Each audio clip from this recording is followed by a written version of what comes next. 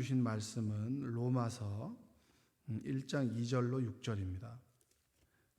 로마서 1장 2절로 6절 우리가 교독해서 함께 읽도록 하겠습니다. 이 복음은 하나님이 선지자들을 통하여 그의 아들에 관하여 성경에 미리 약속하신 것이라.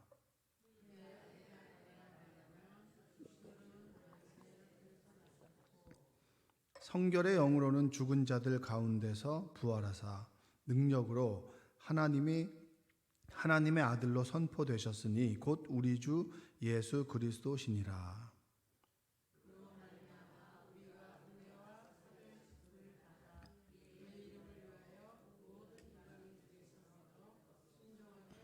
함께 읽겠습니다. 너희도 그들 중에서 예수 그리스도의 것으로 부르심을 받은 자니라. 아멘. 오늘도 하나님의 은혜가 여러분의 삶 가운데 함께 하시기를 주님의 이름으로 축복합니다. 연휴가 다 끝나고 이제 일상으로 돌아갈 텐데 그래도 보니까 새벽에 계속 나오셔서 기도하시는 분들이 많아서 참 좋았던 것 같습니다.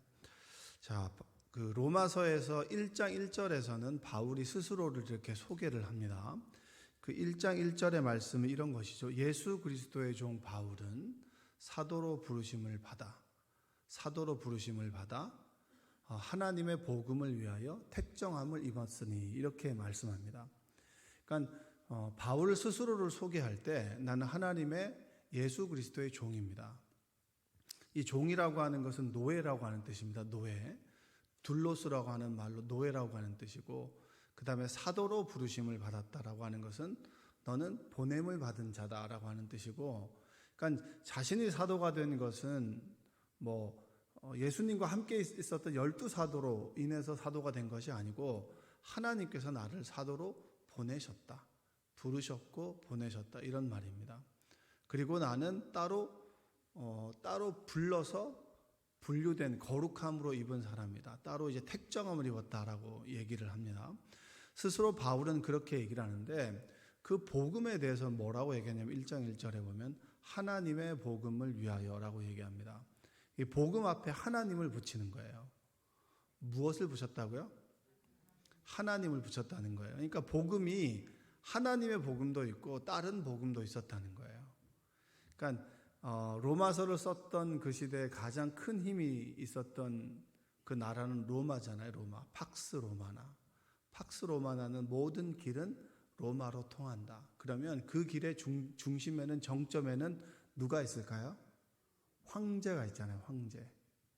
모든 정치, 경제, 사회, 문화의 중심, 너희들에게 있어서 기준이 되고 판단의 모든 영역의 중심이 되는 것은 누구냐면 바로 황제라는 거예요. 황제. 그러니까 너희들에게 있어서는 로마의 황제가 너희들의 길이요 진리요 생명이다. 이 얘기인 거예요. 근데 그 상황 속에서 바울은 뭘 얘기합니까? 하나님의 복음을 이야기를 하는 겁니다. 그게 바로 2절부터 이야기입니다. 근데 이 복음이 2절 한번 읽어볼까요? 2절 다시 한번. 이 복음은 하나님이 선지자들을 통하여 그의 아들에 관하여 성경에 미리 약속하신 것이라. 그러니까 바울이 로마 교회 교인들에게 서신을 보내는 겁니다. 근데 바울이 가는 곳마다 교회를 세웠는데 로마 교회만 자생적으로 세워졌습니다. 그러니까 마가의 다락방에서 성령의 충만함을 입은 이들이 이제 곳곳으로 퍼지게 되는데, 퍼지게 되면서 그들이 유대인들과 이제 이방 그리스도인들이 함께 모여서 교회가 형성되게 되는 거예요. 근데 그 교회라고 하는 것이 우리처럼 집단적인 교회를 얘기를 하는 건 아닙니다. 가정교회를 얘기를 하는 거예요. 건물이 세워지고 거기에 이제 이쪽은 유대인, 이쪽은 이방인들, 여성과 남성 이런 개념이 아닙니다. 유대인들은 유대인들끼리 모여서 가정에서 예배를 드리고, 이방인들은 이방인들끼리 예배를 드립니다. 그러니까 곳곳에서 예배를 드리죠. 그러면 성격이 같을까요? 다를까요? 여러분과 제 성격이 다르잖아요. 그렇죠? 그렇듯이 유대인들과 이방인들은 당연히 다르죠. 이방인들도 나라들마다 민족들의 형태가 다르듯이 다양한 이방인들이 있을 거 아닙니까? 당연히 형태가 다르죠. 그럼 그들에게 있어서 복음도 다양하단 말이에요. 그렇게 그런 이들에게 바울이 서신을 보낼 때 복음은 하나님의 복음입니다. 근데 이 하나님의 복음이 지금 당장 로마 시대에만 즉석으로 나왔던 복음은 아닙니다.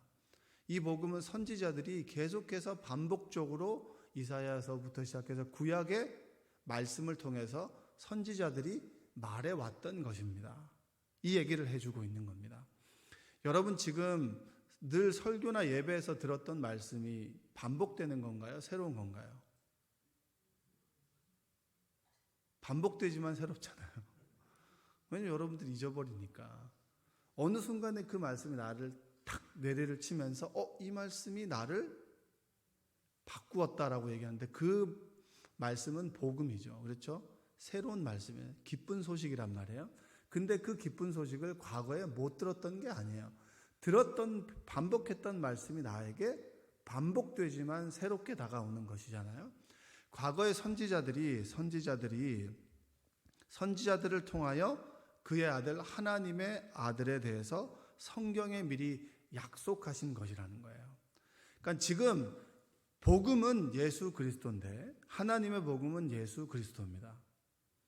예수 그리스도인데 예수 그리스도에 대한 복음은 지금 당장 즉석에서 내가 너희에게 말하는 것이 아니고 내가 말하는 이 복음도 과거에서부터 계속해서 반복적으로 이야기해오던 것이다.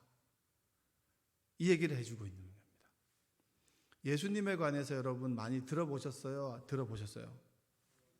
많이 들어보셨잖아요. 그렇죠? 근데 예수님에 대해서 들어보셨지만 예수님에 대해서 잘 모르시잖아요. 그러니까 새로운 것 반복적이지만 들으면 새롭고 깨달아지는 게 다르니까. 그래서 지금 얘기하는 게 바울은 이렇게 얘기합니다. 고린도전서 15장 3절에서 내가 받은 것을 먼저 너희에게 전하였노니 이는 성경대로 그리스도께서 우리 죄를 위하여 죽으시고 이 얘기입니다. 자, 여러분, 우리가 그 구약에 이제 출애굽한 민족들이 3개월 후에 출애굽하고 난 다음에 3개월 후에 어디에 도착하냐면 시내산 앞에 도착합니다. 시내산에 도착하면서 그들에게 율법을 주어지게 되죠. 율법. 자, 너희들이 이제 하나님의 백성으로서는 어떻게 살아야 되느냐라고 하는 지침, 가이드를 주는 것이 바로 십계명입니다. 십계명. 그리고 너희들이 십계명대로 살지 못하고 죄를 짓게 되면 너희들 어디서 회개해야 돼? 성막을 주는 거죠. 그럼 성막에서 누가 제사를 지내야 돼? 제사장을 만들어 주는 겁니다. 그게 바로 이제 시내산 앞에서 모세 언약이라고 얘기하잖아요. 근데 이 율법으로 구원을 받을 수 있습니까? 없습니까?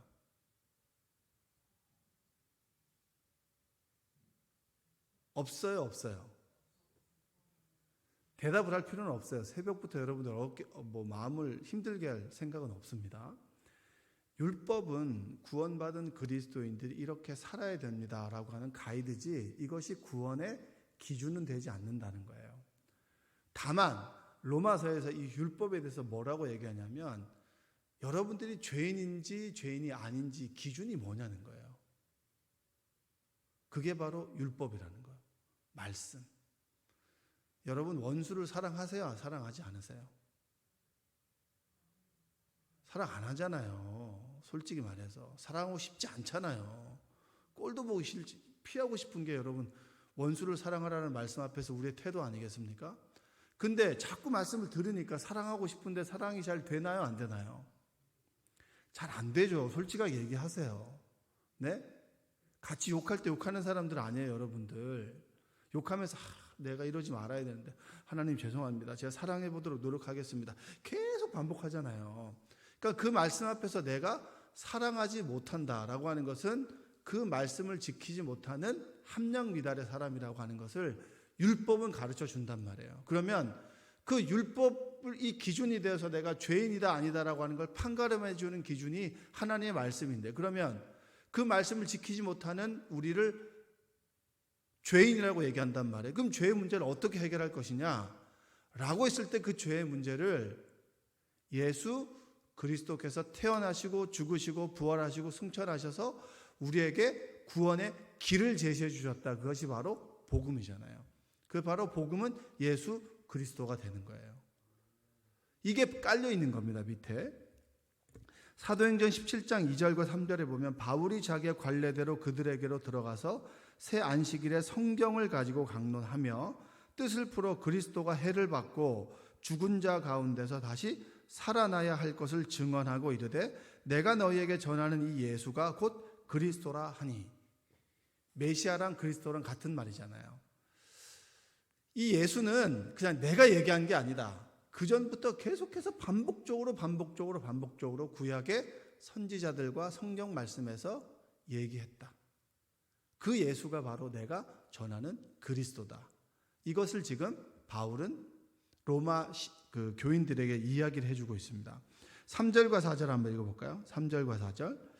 그의 아들에 관하여 말하면 육신으로는 다윗의 혈통에서 나셨고 성결의 영으로는 죽은 자 가운데서 부활하사 능력으로 하나님의 아들로 선포되셨으니 곧 우리 주 예수 그리스도시니라. 그러면 하나님의 복음이 예수 그리스도인데 예수 그리스도는 누구냐? 예수는 태어나면 예수의 탄생과 죽음, 그 다음에 죽음으로 끝나는 것이 아니라 부활하시고 그리고 승천하셔서 하늘 보좌에서 우리를 통치하신다. 그러니까 예수님에 대해서는 바울은 두 가지로 얘기하는 겁니다. 이 땅 위에서의 예수. 어디에서 예수요? 이 땅 위에서 예수라고 하는 것은 여러분과 저처럼 육신을 가지고 태어난 예수라는 겁니다. 그 다음에 죽음까지가 바로 인간의 예수라면 성결의 영으로 이 얘기는 뭐냐면 이제 하나님의 아들로 선포된 통치하시는 예수를 얘기를 하는 거예요. 그러니까 부활하셔서 승천하셔서 지금 하나님의 영인 성령을 보내주시고 그리고 하늘 보좌에서 우리를 중보하시고 통치하시는 예수, 두 가지 예수를 얘기를 하는 겁니다. 왜 이 얘기를 하냐면 그때는 영지주의라고 하는 것이 그노시스라고 해서 지식, 육신은 아주 부정한 거야. 육신은 부정하고 우리의 정신 그리고 우리의 지식 그리고 우리가 영적인 것만 최고야. 여러분 영적 얘기하잖아요. 근데 우리는 영과 육이 합쳐져 있는 존재지 영과 육이 따로 놀질 않는다는 거예요. 영은 살고 육은 죽는다. 이것은 이제 죽음 이후의 얘기지. 우리가 살아갈 때 여러분 마음이 아픈 사람은 뭘 치료해요? 마음이 아픈 사람은 마음을 치유하는 것이 아니라 몸을 치유합니다. 몸이 아픈 사람을 마음을 치유하고요. 같이 치유해야 되는 것이지 절대 한 가지만 치유할 수 없다는 얘기예요. 똑같이 영지주의라고 하는 그때 이 이단 사상은 뭐냐면 육은 아주 썩을 것이야. 필요 없는 것이야. 영만, 마음만 이것이 최고야. 그것이 아니고 예수님께서는 육신으로 태어나셨고 죽으셨고 부활하신 것도 뭐예요? 육이 부활하셨다. 그래서 여러분 우리는 주님께서 다시 오실 때 우리 육이 부활하는 거예요. 지금 육보다 다른 형태로 부활하게 될 것이다 라고 하는 것이 성경의 증언입니다. 그러니까 육신으로는 그러면 누구의 혈통에서 나셨냐? 다윗의 혈통에서 나셨다. 예수님에 대해서 이렇게 설명을 해주고 있는 거예요. 다윗의 혈통에서 나셨다. 육신으로는. 그리고 바울은 예수 그리스도 목사님 영상이 따로 돌아가요. 5절에 한번 볼까요? 5절 한번 읽어보겠습니다. 그로 말미암아 우리가 은혜와 사도의 직분을 받아 그의 이름을 위하여 모든 이방인 중에서 믿어 순종하게 하나니. 자, 성결의 영으로는 죽으시고 그 다음에 부활하시고 승천하셔서 우리를 통치하신다. 지금도 우리를 통치하신다. 인간의 예수와 그 다음에 우리 그리스도로서의 예수 두 가지 면을 인성과 신성을 얘기를 하는 거예요. 그 두 가지를 함께 가지고 계셨던 분이 예수님입니다. 바울은 예수님에 대해서 이렇게 설명을 하는 거예요. 그래서 여러분들이 기도할 때 내가 육신이 아프고 힘들고 어렵고 고난과 어려움이 있을 때 주님께서 우리를 이해하실 수 있는 이유는 뭐냐면 그분은 우리의 인성을 가지고 계셨기 때문입니다. 육신을 가지고 계셨어요. 그리고 죽으셨어요. 그리고 부활하셨죠. 그러면 우리도 아픔과 슬픔이 있지만 주님께서 죽으시고 부활하신 것처럼 우리도 우리의 육신의 죽음과 부활 또 우리의 고난이 죽음과 부활을 통해서 우리는 하나님의 은혜를 입게 될 것이다 라고 하는 것이 바로 인성과 신성의 의미예요. 하나님께서 인간의 몸을 입고 오셔서 인간 세계에서 살아가셨고, 그리고 우리의 삶을 동일하게 살아가셨다. 그래서 우리의 고통과 슬픔을 아시는 분이 주님이시다. 그래서 아프고 슬플 때 우리가 주님께 기도하는 겁니다. 그랬을 때 주님의 평안과 위로가 우리에게 임하는 것은 무엇이냐면 그분이 육체를 가지고 계셨기 때문이에요. 바울은 로마 교인들에게 이렇게 설명을 해주고 있어요. 지금 우리에게 동일하게 이야기해주고 있는 겁니다. 영적이 아니라 육을 가지고 살아가신 주님, 육의 삶에 충실하신 순종하신 주님, 그리고 여기 5절에서 중요한 얘기를 해요. 로마서에서 중요한 사상 중에 하나는 뭐냐면 내가 믿음으로 인해서 의인이 된다는 거예요. 그러면 믿음은 주로 이 립싱크를 얘기한단 말이에요. 립서비스를 얘기한단 말이에요. 근데 바울은 보란 듯이 뭐라고 얘기하냐면 모든 이방인 중에서 믿어 순종하게 하나니 얘기합니다. 믿어서 순종하게 된다. 저를 보세요. 제가 우리 교회 와서 제일 놀란 것은 뭐냐면 제 인생 가운데 목회에서 가장 빠진 부분이 있었어요. 그 빠진 부분이 뭐냐면 누가 가지고 계셨냐면 그 빠진 부분을 우리 이구영 목사님께서 가지고 계셨어요. 그것이 뭐냐면 그 예수님께서 가지신 사랑의 크기가 저보다 훨씬 컸었어요. 이거는 제가 설명을 좀 할 수가 없는 부분이에요. 그러니까 당연히 나누어주고 그 다음에 곳곳에 있는 사람들을 챙기는 그것이 제가 가지고 있지 않는 부분이었어요. 목회적인 스킬과 설교를 어떻게 해야 된다? 그건 저는 알고 있어요. 스스로 저도 연구를 했고, 근데 목회에서 가장 중요한 부분은 뭐냐면 하나님의 사랑이 저를 통해서 좀 나타나야 되는데 그 사랑의 크기가 되게 작았습니다. 그리고 그걸 실천하는 그런 선배를 보고 싶었어요. 근데 여기 와서 이제 목사님을 통해서 알게 됐죠. 이 걷어먹이는 사람들이나 그런 사람들이 참 많더라고요. 그리고 예수님이라면 저렇게 하셨겠구나라고 하는 사랑의 크기가 참 컸었어요. 그러면 그런 걸 보게 되면 제가 무엇을 하게 되죠? 목사님을 신뢰하게 되잖아요. 아, 이분이 정말 목사님이구나. 하나님의 말씀을 전하는 분이구나. 이해되시죠? 아멘을 하시거나 고개를 끄덕거시거나 아니면 아니라고 이렇게 얘기를 하시거나. 사랑의 크기, 아, 그렇구나. 내가 이분이 목사님이구나. 하나님의 말씀을 전하는 거구나. 내가 그분을 신뢰하게 되죠. 그게 바로 믿음이에요. 그러면 그분과 신뢰하면서 관계를 맺게 되다 보면 그분을 통해서 내가 은혜를 받죠. 아, 목사님을 통해서 제가 도움받은 것이 많겠죠. 후배로서, 그 다음에 내가 말씀을 받는 믿음을 가진 성도로서 그런 은혜를 받게 됩니다. 그러면 그 목사님이 하는 말씀에 제가 어떻게 되죠? 순종하게 되는 거예요. 여러분이 하나님을 신뢰하게 됩니다. 그걸 믿음이라고 하죠. 믿음은 신뢰니까. 여러분이 하나님을 신뢰하세요? 하지 않으세요? 신뢰 안 하세요? 신뢰하시잖아요. 그렇기 때문에 여러분 말씀을 왜 읽으시나요?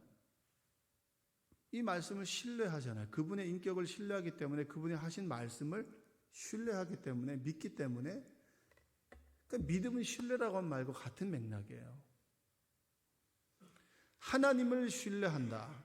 주님을 신뢰한다는 말은 신뢰를 통해서 관계를 맺게 되면 그분을 통해서 은혜를 받게 되죠. 그 은혜라고 하는 것이 하나님의 은총. 어떤 사람은 평안으로 오게 되고 어떤 사람은 기쁨으로 오게 되고 어떤 분은 죄사함에 대한 어떤 이 기쁨과 그리고 죄사함을 통한 어떤 죄에 대한 속박으로 오게 되고 여러 가지 은혜를 받게 되잖아요. 그리고 주님을 믿음으로 돈 문제가 풀어지기도 하고 관계 문제가 풀어지기도 하고 그리고 여러 가지 인생의 문제들 실태가 풀어지게 되는 것을 은혜라고 하잖아요. 잠을 못 주무시는 자들에게 평강이 임하게 되면서 평안하게 잠을 자는 것도 은혜입니다. 관계를 통해서 은혜를 잊게 되면 우리는 어떤 현상이 나타나죠? 그분의 말씀을 따르게 되는 거예요. 그게 믿어 순종하게 하나니. 믿음으로써 의롭게 된다라고 하는 것 속에 그 믿음 안에 바울은 순종도 포함된다는 겁니다. 여러분이 나를 믿는가 믿지 않는가 하는 것은 내 말을 듣는가 안 듣는가하고 똑같은 거예요. 제가 목사님을 믿죠. 근데 내가 하는 말을 듣질 않아요. 그대로 하질 않아요. 그러면 그 믿는 거예요? 믿지 않는 거예요? 믿지 않는 거잖아요. 자, 이방인이든 간에 유대인이든 간에 믿어 순종하게 한다. 예수 그리스도를 믿어 순종하게 되는 삶이 그리스도인의 삶이다. 할렐루야. 여러분에게 그런 믿음을 갖게 되시길 바랍니다. 내가 하나님을 신뢰한다면 그분께 기도하게 되나요? 기도하지 않게 되나요? 기도하죠. 아니면 그 신뢰, 내가 그분을 좋아하는데 어떻게 그분하고 대화하는 걸 주저하겠어요? 내가 내 삶에 고민이 있고 힘든 점이 있는데 왜 내가 신뢰하는 그분에게 이야기를 하지 않겠어요? 이야기하지 않는다는 얘기는 뭡니까? 내 이야기를 하면 그 사람이 다른 사람도 이야기하겠지라고는 신뢰하지 않는 거잖아요. 아니면 부끄러워서거나. 그분을 신뢰한다면 그분에게 나의 이야기를 하겠죠. 기도하게 되겠죠. 그러니까 믿음이 있는 사람은 기도하는 거예요. 기도하지 않는다는 얘기는 뭡니까? 역으로 보면 믿음이 부족하거나 연약하거나 없다는 얘기예요. 믿기 때문에 내 이야기를 들어주시는 분에게 제가 이야기를 하는 거죠. 믿음이 있으면 예배하나 예배하지 않나요? 그분을 신뢰하게 된다면 그분을 찬양하고 그분의 음성을 듣게 되는 예배를 드리게 되겠죠. 믿어 순종하게 하나니. 우리의 삶의 모든 목적은 뭡니까? 그의 이름을 위하여. 여러분, 그의 이름을 위하여 사십시오. 바울이 1절에서 제가 아까 말씀드렸잖아요.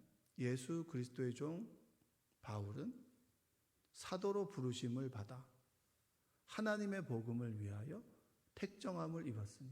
이게 1절이에요. 그럼 바울은 자신의 소개할 때 예수 그리스도의 종이고 사도로 부르심을 받고 택정함을 받았다. 이 얘기를 왜 하는 겁니까? 나는 예수 그리스도의 종이고 하나님의 종입니다. 내가 누구의 소유라고 하는 것을 얘기하는 거예요. 여러분은 성씨를 가지고 계시죠? 저의 선조는 알에서 태어난 사람입니다. 참 보잘것없죠, 그렇죠? 알에서 태어난 사람이 선조예요. 이 알에서 태어난다는 게 말이 됩니까? 사람인데 엄마 뱃속에서 태어나야 되는데 이 참 어리석은 게 뭐냐면 알에서 태어난 사람 우와 이렇게 알에서 태어나는 게 뭐가 대단하다고. 개도 보니까 개는 알에서 태어나진 않죠. 여러분이 즐겨 먹는 계란은 뭡니까? 닭은 알에서 태어나잖아요. 근데 닭을 보고 우와 막 닭을 섬기진 않잖아요. 그러니까 우리는 하나님의 자녀로 그의 이름을, 그의 소유로 그의 이름을 위해 살아가는 사람들이 바로 그리스도인입니다. 바울은 자신의 소유가 하나님의 소유입니다. 그럼 우리는 누구를 위해 살아야 됩니까? 누구의 이름을 빛내기 위해 살아가야 됩니까? 바로 예수 그리스도 하나님 그리고 성령 하나님. 그분을 위해 살아가는 사람들이 바로 그리스도인입니다. 바울은 그 얘기를 하는 거예요. 예수 그리스도는 과거로부터 선지자로부터 끊임없이 반복적으로 말씀되어 왔고 하나님께서 예고하셨던 그분이 예수 그리스도인데 그분은 인성과 신성을 가지고 계십니다. 그분께서 그분을 믿고 순종하고 살아가는 사람들, 그 사람들이 바로 그의 이름을 위하여 살아가는 사람들입니다. 그럼 여러분들은 어떠한 삶을 사시겠습니까? 주님의 이름을 위하여 살아가십시오. 내가 하는 행동 하나하나가 예수님의 이름을 먹칠하는 삶인지 그분을 높이는 삶인지. 여러분 학교 다니는 애들이 잘못하면 누가 불려가나요?